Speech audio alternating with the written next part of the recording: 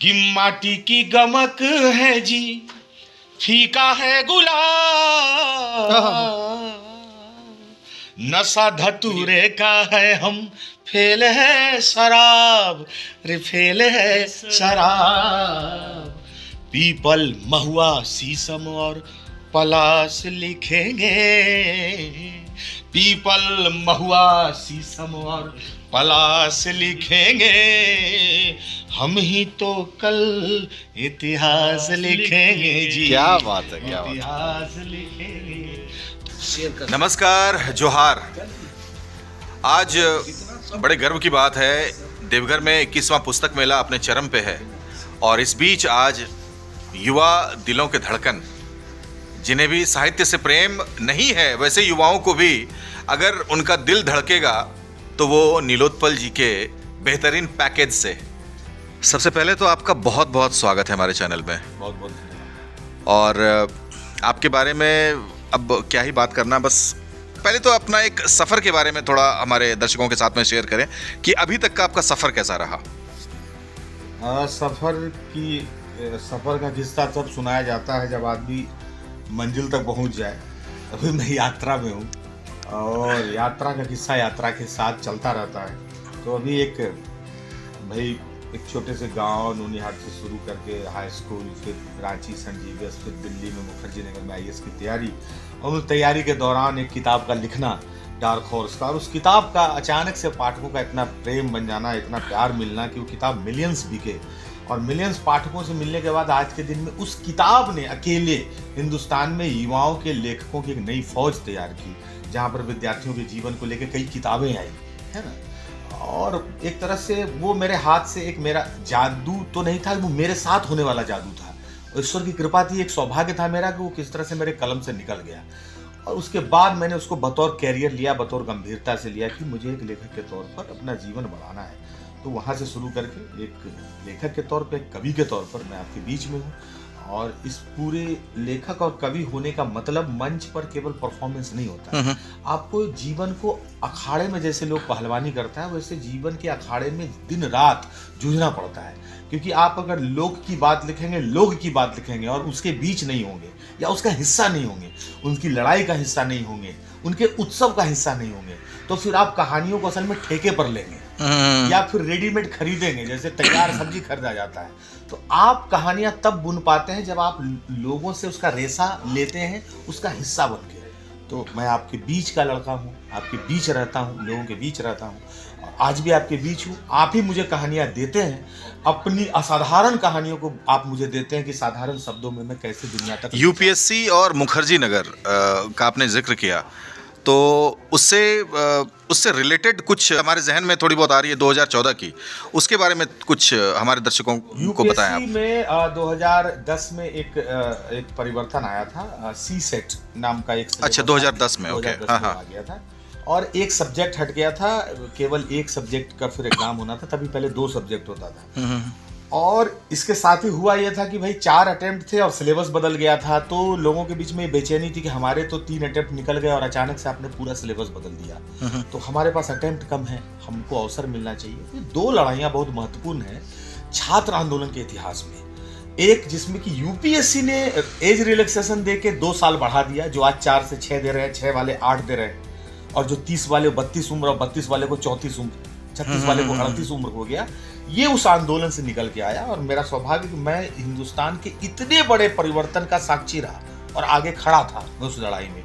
और दूसरी लड़ाई की सी सेट के सिलेबस को क्वालिफाइंग करो, सी सेट के पेपर को। उसके लिए भूख हड़ताल पर बैठा। मुखर्जी नगर में मैं 9 दिनों तक भूख हड़ताल पर था। मेरे एक और साथी थे, पांडे जी, जो कि कोडरमा के थे। हम लोग 2 लड़के थे वहाँ पर विद्यार्थी, और वो आंदोलन हजारों हजार लड़कों का था, लाखों का आंदोलन बना। और 2014 में सरकार ने उसे 2015 में माना। और ये भी क्या संयोग है कि 2015 में 13 अप्रैल को मेरी किताब आई थी, 2016 में 13 अप्रैल को क्वालिफाइंग घोषित किया गया भारत सरकार के द्वारा, यूपीएससी के द्वारा सी सेट के पेपर। क्या बात। और वो हिंदी माध्यम के लड़कों की बड़ी जीत थी। इसके साथ साथ तमिल तेलुगु वाले जितने क्लासिक लैंग्वेजेस के जो लड़के थे, लड़कियां थी, उनकी जीत थी। तो वो एक बड़ी लड़ाई है, और उसने हिंदी ग्रामीण भारत के यूपीएससी में भागीदारी को फिर से तैयार किया है, और आज हिंदी माध्यम के लड़के फिर से संघर्ष कर रहे हैं। तो वो एक एक बड़ी लड़ाई थी जिसमें हम लोगों ने भी अपनी भूमिका निभाई, और मैं शुभकामना देता हूँ पढ़ने लिखने वाले मेहनत उन छात्रों को जो कलम से दुनिया बदलना चाहते हैं। रील बनाने वाले लोगों के लिए आपकी मतलब आपका क्या संदेश होगा? आजकल बहुत ज़्यादा ट्रेंडिंग पे चल रहा है। रील बनाने वाले लड़के जो है बड़े ट्रेंडिंग है। मैं तो आपके चैनल पर 2 और नई पंक्तियां बोल रहा हूँ। प्लीज। मीम बनाने वाले जो आए हैं जो रील से भी ज्यादा खतरनाक एक पीढ़ी आई जो मीम बना देती है हर चीज का, है ना। तो वो है कि वैसे कि लड़े नहीं मैदान कभी, बस जिम में जाने वाले लड़कों, ड्रीम 11 पर जाकर के टीम बनाने वाले लड़कों, है एक मोबाइल उसमें 2 सिम लगाने वाले क्या बात है। तो ये जो लड़कों, तो ये जो तो क्या है कि कभी उतर के धरती पर देखो रे मीम बनाने वाले लड़कों। तो जो मीम बना रहे हैं, जो रील बना रहे हैं, अपने उम्र को एंजॉय कीजिए, अपने समय के एक आविष्कार को एंजॉय करिए, लेकिन 30 सेकंड पर जो उंगली के स्क्रॉलिंग में जो जानकारी आ रही है वो केवल मनोरंजन है, वो जानकारी नहीं है। Exactly. आज भी जानकारी का जो स्रोत वो किताब है। तो किताब का महत्व कभी न घटा था न कभी घटेगा। और एक साइंटिफिक बात है कि स्क्रीन आपको समृद्ध नहीं कर सकता। हम स्क्रीन पर अपने कला का कौशल कर सकते हैं, लेकिन कला कैसे समृद्ध होगा वो किताब हमें बताएगी। क्या बात है, सही तो बात। हम किताबों को ना छोड़ें, चाहे पढ़ने वाले लड़के हों, चाहे वो परफॉर्मेंस करने वाले लोग हों, चाहे वो दार्शनिक हो, चाहे वो प्रवचन करने वाले विचारक हों, चाहे वो प्रोफेसर हो जो पढ़ाने वाले हैं, किताब बहुत जरूरी है। तो खास करके मैं विद्यार्थियों से कहूँगा कि किताब पढ़िए, सफलता पाइए। स्क्रीन पे आपका फोटो चमकेगा, आपके वीडियोज आएंगे, पहले किताब। आपकी अगर कोई भी कविता हम सुनते हैं तो उसमें इतना स्ट्रगल के बावजूद मिट्टी की जो खुशबू होती है वो बेहतरीन अंदाज में हम उस चीज़ को फील कर सकते हैं। तो वैसे युवा जो आजकल बहुत ज़्यादा वेस्टर्नाइज हो गए हैं और पाश्चात्य सभ्यता की ओर उनका झुकाव बढ़ता जा रहा है, वैसे युवाओं के लिए आपका क्या संदेश होगा?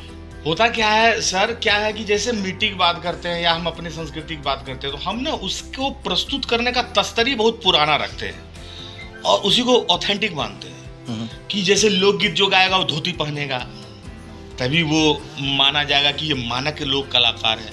उसके पीछे तुरही बजेगा, तभी आप मानेंगे कि ये मानक कलाकार है। नहीं, उसका प्रस्तुतिकरण हर युग के अनुसार नया होना चाहिए। बाकी जो स्वैग है, स्वैग हम मिट्टी के गाने में भी ला सकते हैं। अब मैं एक पंक्ति सुनाता हूँ कि माटी की गमक है जी, फीका है गुलाब,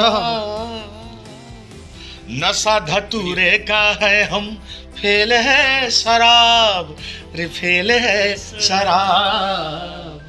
पीपल महुआ शीशम और पलाश लिखेंगे, पीपल महुआ शीशम और पलाश लिखेंगे, हम ही तो कल इतिहास लिखेंगे जी। क्या बात है, क्या बात है। इतिहास लिखेंगे।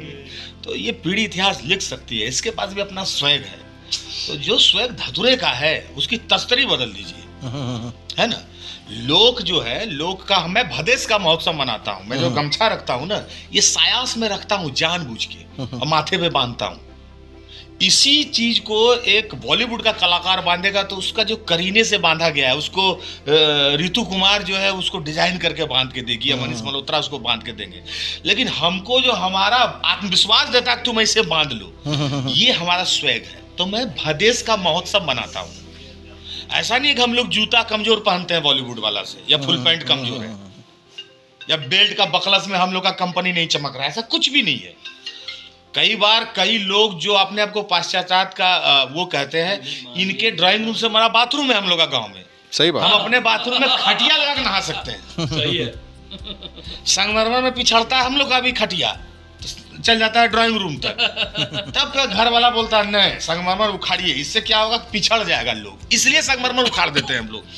ऐसा नहीं है। तो कहने का मतलब है कि गांव देहात वो दरिद्रता का प्रतीक नहीं है, उसका एक दर्शन है सर, उसका एक दार्शनिक पक्ष है। ये है रे भाई, क्यों बार बार ये फोन कर रहा है? पैसा मांग रहा है क्या? Please complete. तो बस यही है कि गांव देहात वो अर्थशास्त्र नहीं है, वो एक दृष्टि है। और दृष्टि, ऐसी दृष्टि जो उनको समृद्ध करती है, दुनिया को देखने का अपना नजरिया देती है। इसलिए गांव के लड़कों, देहात के लड़कों, छोटे शहरों के लड़कों, लड़कियों, छोटे कस्बों की लड़कियों, आप अपने भदेश का महोत्सव मनाइए और आत्मविश्वास से भरे रहिए। आपको जो भी मिला है वो आपको समृद्ध करता है और आप दुनिया भर में बांटने के लिए आपके पास पूरा खजाना है। जिंदाबाद। बहुत बहुत धन्यवाद, आपने इतना समय दिया। Thank you so much. जय हो। जय